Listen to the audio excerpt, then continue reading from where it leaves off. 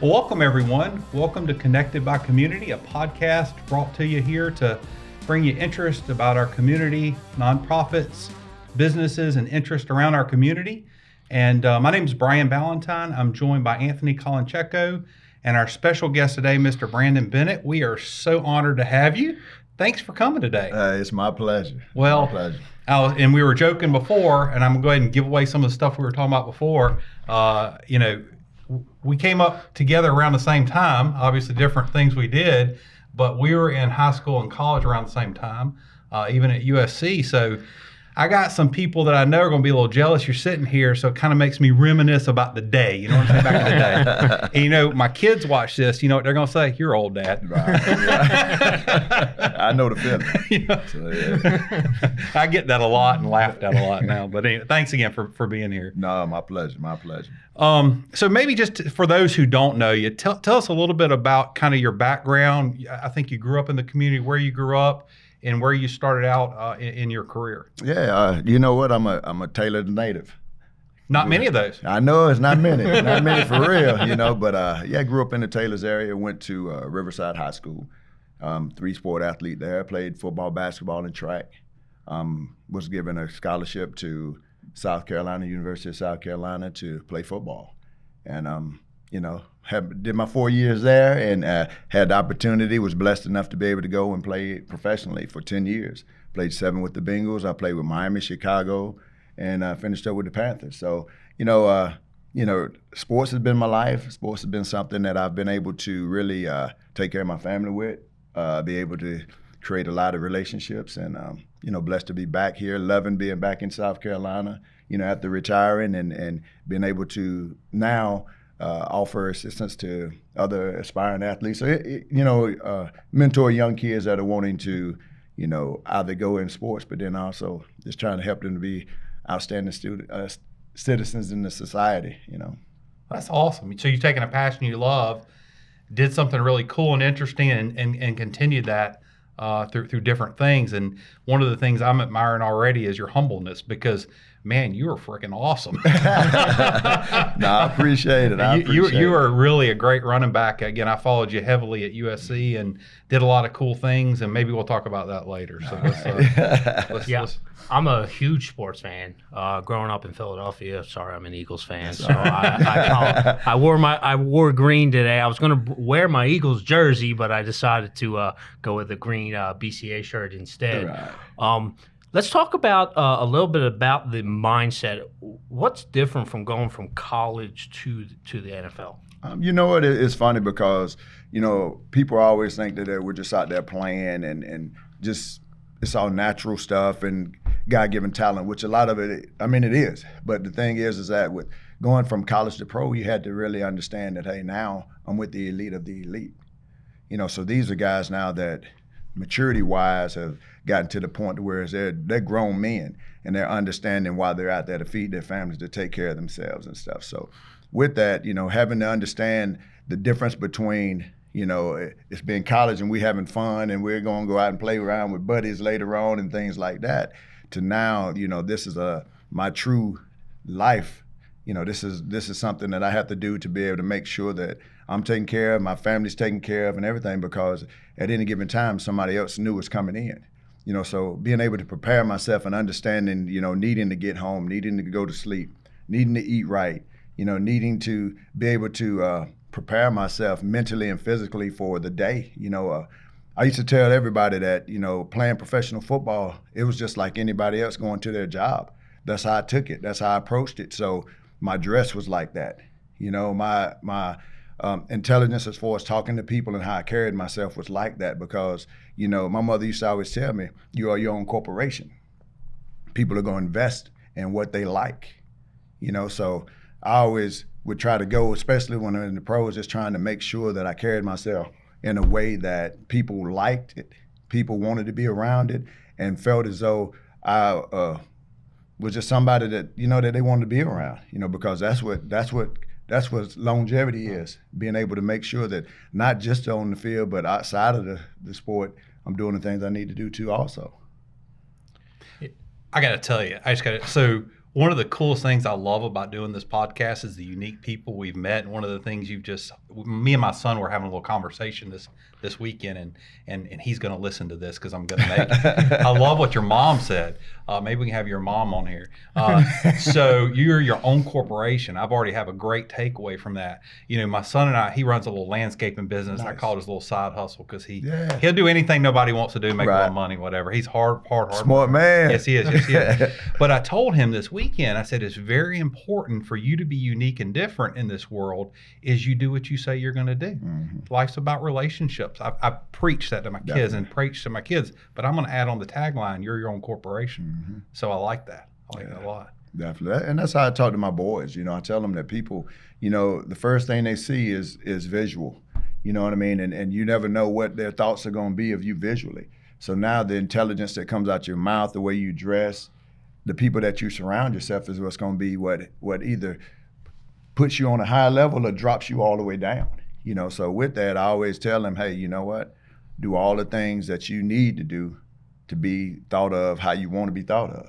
You know what I mean? So. Absolutely. Yeah. Absolutely. Before we jump into what you're doing today, I have to ask this one question. I'm a huge Ray Lewis fan. Yeah. Yeah, he's a beast. What was it like to play against Ray Lewis? You know what? Ray Lewis, and the funny thing is this, Ray Lewis is very intense, but he was a good person. Mm-hmm. You know, he was a good guy. When you get on the NFL level, you understand that people take it serious.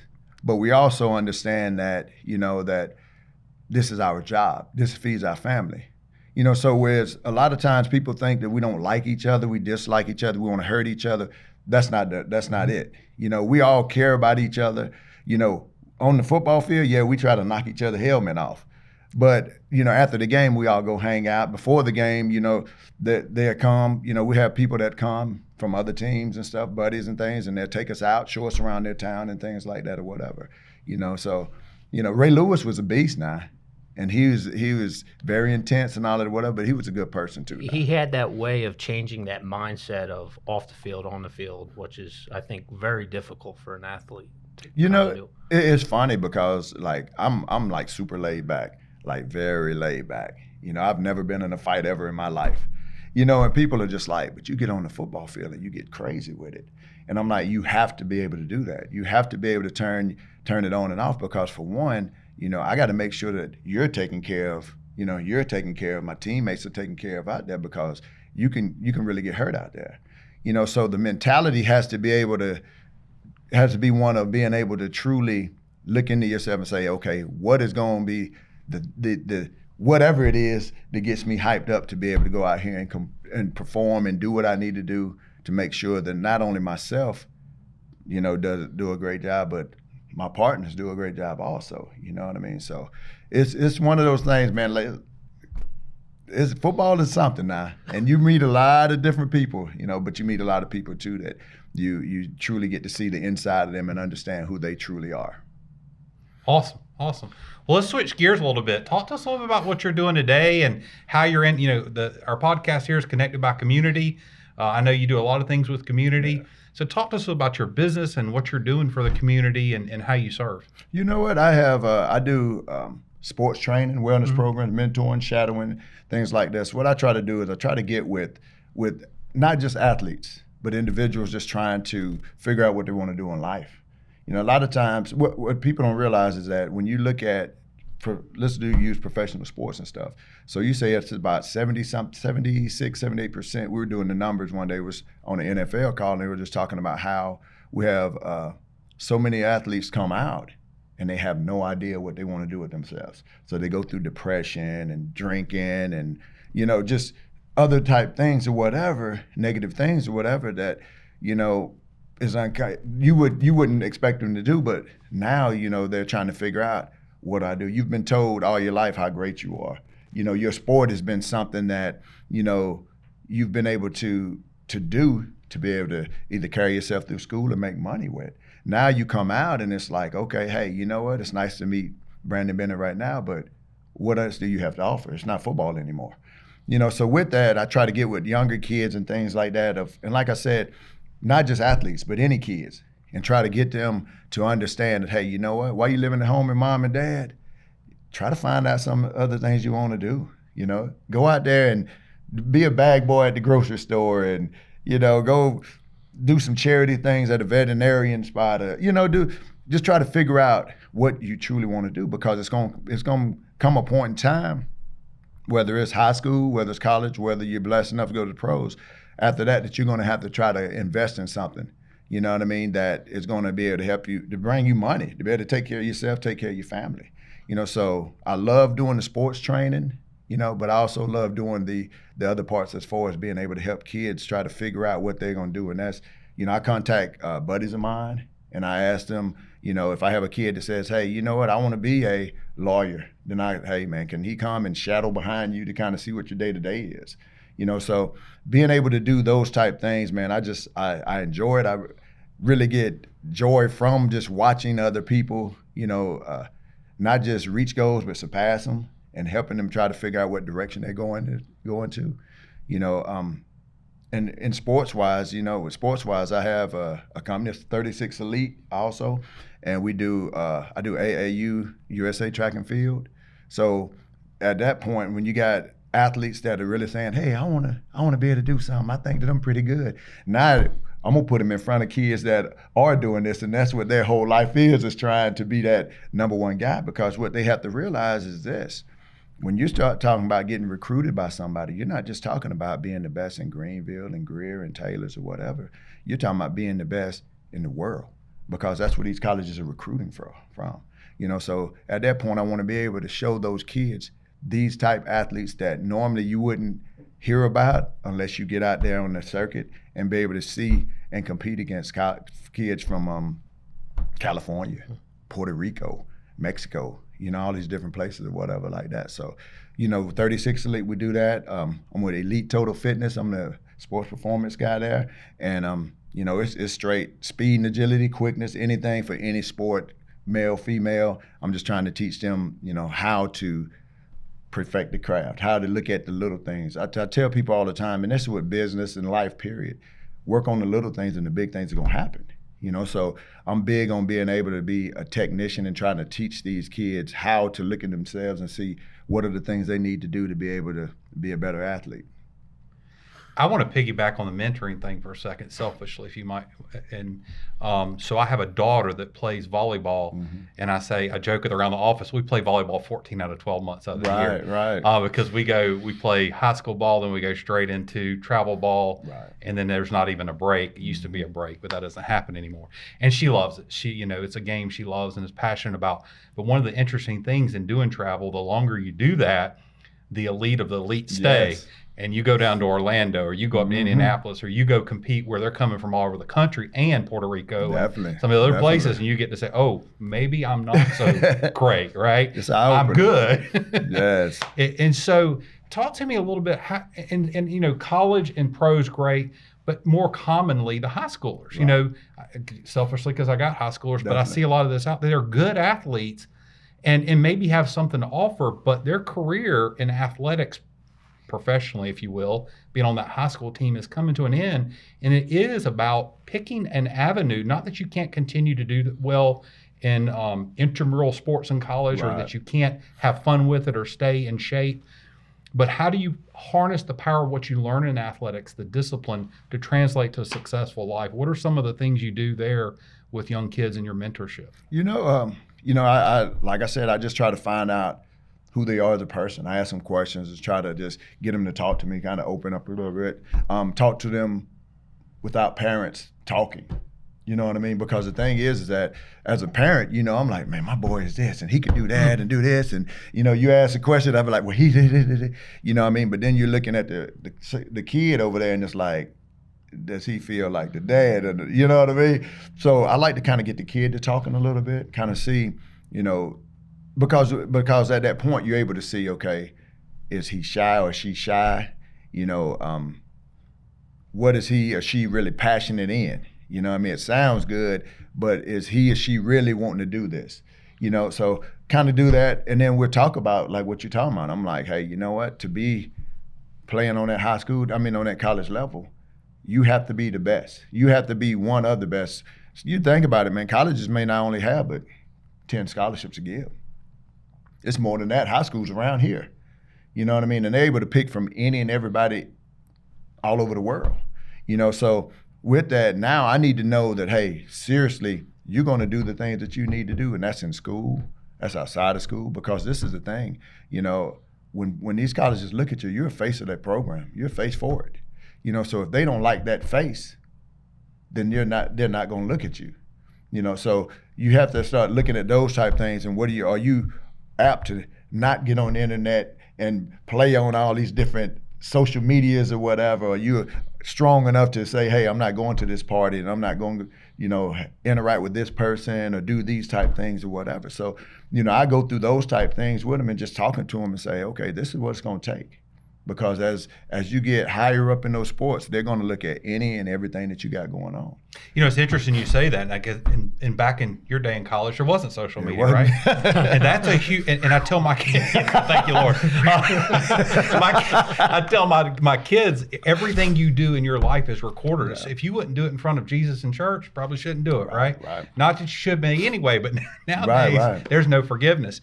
And so I have heard the college level, and I'm sure even the pros, they want to know what kind of person you are, like you're talking about. So I compliment you for doing that, because I think young kids get distracted very easily, even adults, in saying things, and you need to be well thought out when you say things. And that image you're portraying, is it really who you are? Did you act impulsively? And that shows something about your character. Well, I mean, definitely. You know, I talk to, it's funny because I got two boys that are in college right now. One is a track kid at Limestone. Mm-hmm. He does triple and long jump, and the other one is at Coastal Carolina. He's a football player, and he does track also, whatever. And we do kind of like this. And I ask him questions like, okay, hey, you know what? Good game today, but quarterback stunk it up. What do you do?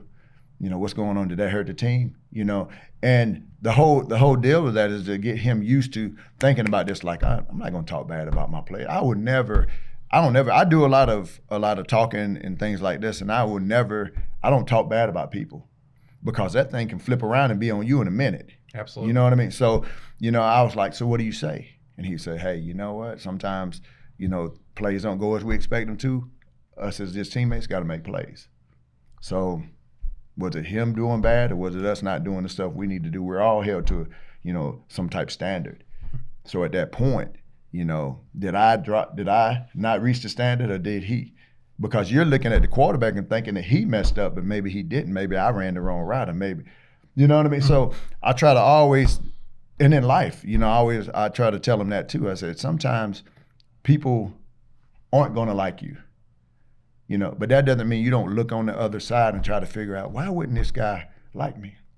What did he do? Why did I, you know what I mean? Mm-hmm. I think I'm almost passionate, like okay to a fault. Everything is okay to a fault, because I'm always like, you know, he acted this way, but why? Did he have a bad day that day? You know, what's going on here on that side or whatever?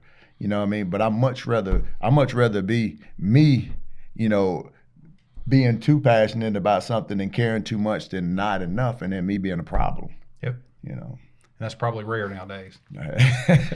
Talk, man. What's more question? I know Anthony wants to jump in here. I'm sorry. Nah, you good. You're all right. And again, selfishly, I'm thinking about my daughter, because we go through some of these things.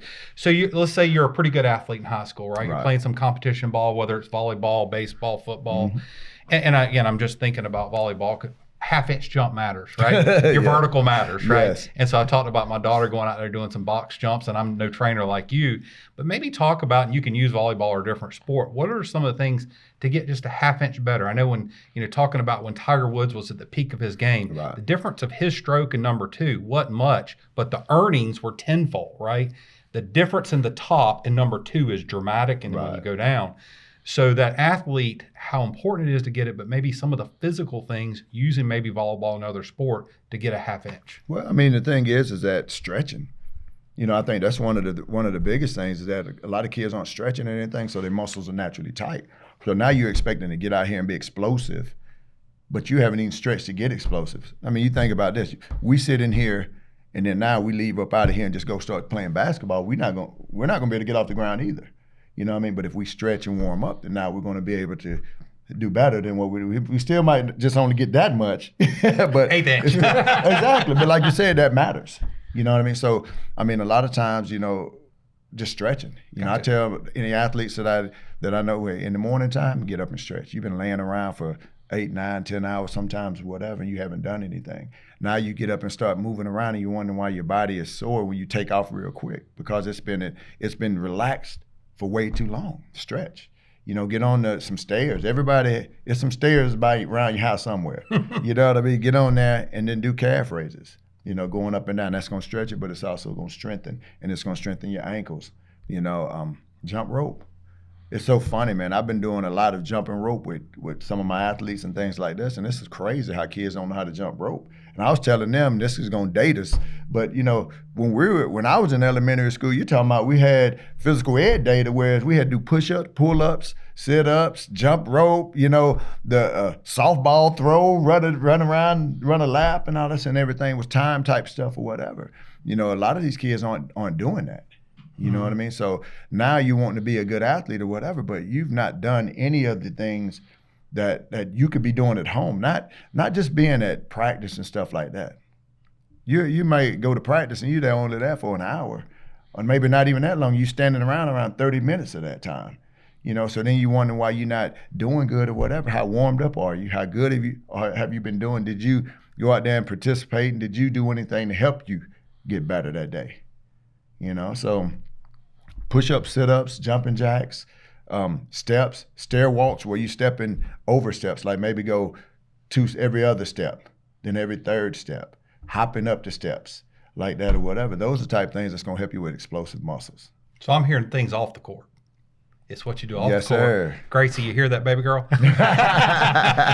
Well, you have to because you think about it. When coaches get you to practice, a lot of times all they want to work on is our scheme for the game or whatever. So it might be a lot of standing around, and then sometimes, only certain people may be getting a lot of the reps. Mm-hmm. So yeah, you've been in practice and all that or whatever, but did you really get quality reps to be able to help you get better? So if not, you need to do it at home. Preparation for that rep. Yes, sir. Yeah. My wife's going to be saying, "What are you doing on our steps?" Before you going out to play golf. I'm going to say, Brandon Bennett told me I need to be doing to loosen up. That's right. So I can play like Tiger. That's right. Tell her I'm getting my hips loose. So now when I go to swing through, I bring the hip through. That ball goes. So. I do have another mindset question.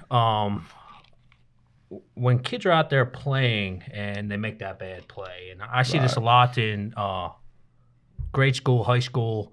My cousins or my nephew's a really good soccer player. Mm-hmm. Make a bad play and they just lose it. How do you get players to sort of that Tiger mindset? You hit a bad shot and just turn it off and just hit that next shot. I try to tell them, if they train with me, I tell them when we're here training, do all the things that you want to try at practice at the game. You know what I mean? Because now you figure it out right here that this don't work. What coach is saying works. You know what I mean? So I have them practice different things like that. But then also if they're playing, I just tell, I always tell them, make it up, get it back.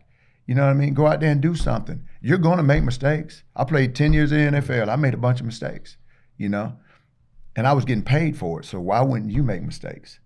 But the difference is with me is that I made that mistake and I'm going to go and try to fix it. I'm not just going to say, well, hey, that game is over and I'm going to go and move on. So that's the thing is that you have to be able to understand that, okay, I'm going to make mistakes, but I'm going to keep working hard and I'm going to go back in my mind and the things that I've been practicing, I'm going to do. You know what I mean? And if you can't, then that's a big problem. But as a coach too, what I've done too plenty of times is that, I've been out there coaching and a kid messed up and you know what? I go to him and I say, hey, that's my fault. I messed up right there. I called the wrong play, even though I didn't. But I needed to save that kid to make sure that he or she goes back and get her mindset back ready to play. You know what I mean? So I talk to coaches sometimes about those type things and say, hey, you got to know your players. You got to know who you're dealing with and you got to know how to get them to compete. And when they get down and they're struggling or whatever, you need to be able to have those words to be able to get them out of that and still know that you got confidence. Because the thing is this, they want to make you happy. They want to make the fans happy. They want to make their mom and dad happy. So they're giving you everything they got. So screaming and hollering and fussing at them is not going to help the situation. It's going to add added stress and anxiety, and now they may go the other way instead of doing what they need to be out there doing. So I think that you got to be able to talk to them. You got to be able to get them to understand that, hey, you know what? We make mistakes. It is what it is. And we'll work on that when the game is over. But right now, I need you to go out there and do what I'm expecting you to do, and that's kill it. You mentioned parents. What's a little bit of advice that you would give parents on the sidelines? You know what? That's a whole other show, right? Yeah, bro, because I'm one of them on the sideline now, too. I'm like, what? But you know what? I think that realistically, let the coaches coach.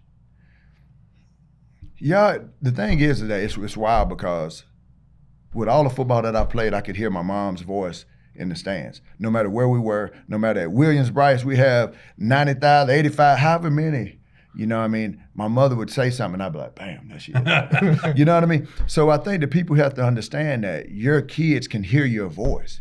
It's a different type deal. You hear about babies that are born, and, they're crying, and their mom says something to them, and they stop. You know what I mean? That's kind of like how it is all through your life. You know what I mean?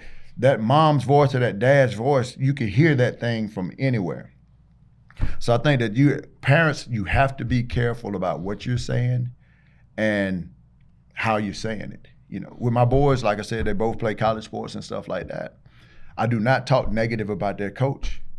Even though if I don't like something that's going on and I know that, hey, it should be like this, whatever, I don't say anything because that can influence who he is in my son's eyes. And then with that, my sons may be like, well, I don't like him. I don't want to. And see, that comes at you. If you sitting here and if you don't like your coworkers, if you don't like your boss, if you don't like certain people around you or whatever, it's hard to just be able to not show that. You know what I mean? Whether it's, hey, how you doing? Hey. You know what I mean? So you have to be careful. So with kids and parents, I think that as a parent, you have to be careful about how do you say things. I think you need to let that coach because bottom line is this: if he ain't doing or she ain't doing what the coach said, he or she ain't gonna play. So you have to enforce. Hey, you know what? Listen to what he says. You know what I mean? I don't like what he's doing. Dad, blah blah blah. I'm like, I understand, son, but you don't understand what his rhyme of reasons is. You don't understand what the scheme is. You might not understand what his reasoning is for you doing this. So don't always assume that he's wrong or whatever, because it might fit into the grand scheme of what he's doing for y'all to be successful. Sounds a little bit like parenting. These are similar conversations I have every week with my kids. Yeah. Yes, I'm telling you to do this and whatever. I mean, there are similarities. It is. Just being a parent. Definitely. Yeah. Let me ask this. And we talked a lot about athletics, both from college, professional, and what you do today. What other than God-given talent, because you have to have God-given talent to be an elite athlete. No matter what I do, I'm not going to be an elite athlete, right? But what do you see are maybe the top one or two things that it takes other than God-given talent to be an elite athlete, whatever your sport is? I think that it's being able to look at yourself and say, and be truthful. Like literally look at yourself and be truthful and say, hey, you know what? I need to work on this. I need to work on that. A lot of times you get kids and people, us in life, you find yourself and you find yourself working on what's good. But when do you work on what's bad and try to raise that level up? And when you talked about going high school, college, pros, whatever, the difference is this. My negatives were getting closer to the positives as I got older, as I started playing in college and in the pros or whatever. So now when I started playing, I'm able to run left, run right, block left, block right, pick up the pass, pick up the blitz, pick up Ray Lewis, you know what I mean? But I'm able to kill the negatives, and to where it was one of those things whereas, when I was playing, they called me the tool man. And people was like, dude, you got all these different great names and all this whatever, and you got the tool man. And my coach came in. He came in the interview and he said, the reason we call Brandon the tool man is this. He said, how many times will you take your car to a mechanic or electrician or whatever, and he doesn't have a tool to fix your car or your air conditioner or whatever? He said, Brandon is able to be plugged into any place on this team, and we're confident and know the job's gonna get done. So I tell people all the time, I'm saying, be able to look. I'm gonna look at you. I'm gonna look at you, and I'm gonna see what you do better than me and what you do better than me, and I'm gonna add that into me. So now I got what I can do, and I got what you can do, and what you could do all in one. And I'm gonna listen to coach, and coach gonna say, man, you did terrible, man. I don't like that. You did good, man. This is what we're looking for. And at that point, I filter you out, and what he has over there, I'm taking all that in because I know that's what he wants. So if you're not constantly evaluating yourself and looking at what you do and being, strong enough to say, hey, I stink at this right here, whatever, I need to get better with this. And he's better at me than that, and I need to add that into who I am.